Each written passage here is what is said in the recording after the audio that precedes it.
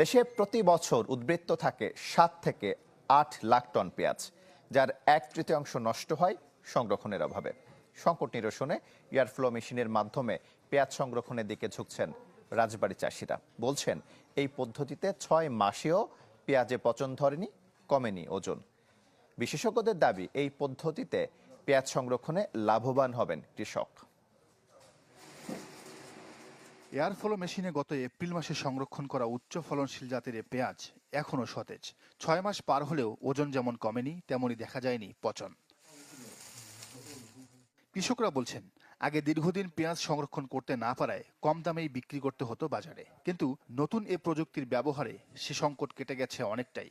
আগে তুলনায় চাঙে পেঁয়াজ রাখলে আমরা আগে রাখতাম, পেঁয়াজ চাঙে রাখতাম, ওই সময় আসলে কোনো বছর অর্ধেক ফেলা দেওয়া লাগতো, কোনো বছর সিরকি ফেলা দেওয়া দিত, কোনো বছর 3 ভাগের 1 ভাগ ফেলে দেওয়া লাগতো।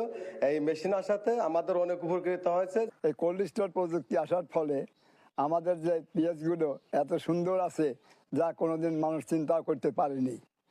আগে বিশেষ করে লালতির হাইব্রিড পেঁয়াজ আষাঢ় মাসে একদম চাঙে পচিয়ে চাং পর্যন্ত নষ্ট হয়ে যেত, কিন্তু আমরা এই প্রযুক্তির ফলে এত সুন্দরভাবে আমাদের পেঁয়াজগুলো আছে।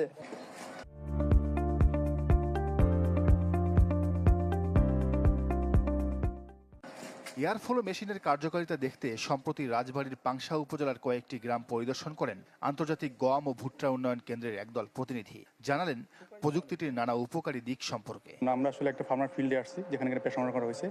তো উনি 6 মাস আগে পেঁয়াজ রেখেছিলেন, তো আজকে আমরা 6 মাস পরে আসছি সেটা চেক করার জন্য যে ঠিক আছে কিনা। আমরা দেখলাম যে পেঁয়াজের গুণগত মান এবং রং একদম অক্ষুণ্ণ রয়েছে। বাংলাদেশে প্রায় 3 লক্ষ এরকম মেশিনের চাহিদা আছে। 3 লক্ষ মেশিন যদি কৃষকের কাছে পৌঁছে যায়, তাহলে আমাদের প্রায় 10 থেকে 15 লক্ষ টন পেঁয়াজ এখন উৎপাদিত পেঁয়াজ সংরক্ষণ করা সম্ভব হবে। কৃষি সম্প্রসারণ অধিদপ্তর বলছে, পেঁয়াজের পচন ও ওজন কমা রোধ করতে পারলে শুধু কৃষকরা লাভবান হবেন তা নয়, কম দামে পণ্য কিনতে পারায় লাভবান হবেন ভোক্তারাও। যদি পেঁয়াজ সংরক্ষণ যথাযথ উপায়ে করা যেত, তাহলে আমদানি করার পরিবর্তে উদ্বৃত্ত পেঁয়াজ আমরা আরো বহির্বিশ্বে রপ্তানি করতে পারতাম। এই উদ্দেশ্যকে সামনে নিয়ে এই এয়ারফ্লো মেশিন সম্প্রসারণ এবং উৎপাদন বিপণন এই কার্যক্রমের সঙ্গে আমরা যুক্ত হয়েছি। কোনো ক্ষেত্রে 30% 35% পেঁয়াজ পচে এবং শুকনা ওজন লস হয়ে কমে যায়, যার ক্ষেত্রে দেখা যায় যে আমরা 22 থেকে 23 লক্ষ মেট্রিক টন পেঁয়াজ ব্যবহার করতে পারি, আর বাকি 8 থেকে 10 লক্ষ মেট্রিক টন আমাদের প্রতি বছর আমদানি করতে হয়। আমরা যদি পেঁয়াজের পচন রোধ করতে পারি এবং শুকনা ওজন যদি ঠিক রাখতে পারি, সেক্ষেত্রে আমরা 8 থেকে 10 লক্ষ মেট্রিক টন পেঁয়াজ সেভ করতে পারি। দেশে প্রতি বছর চাহিদার তুলনায় অতিরিক্ত পেঁয়াজ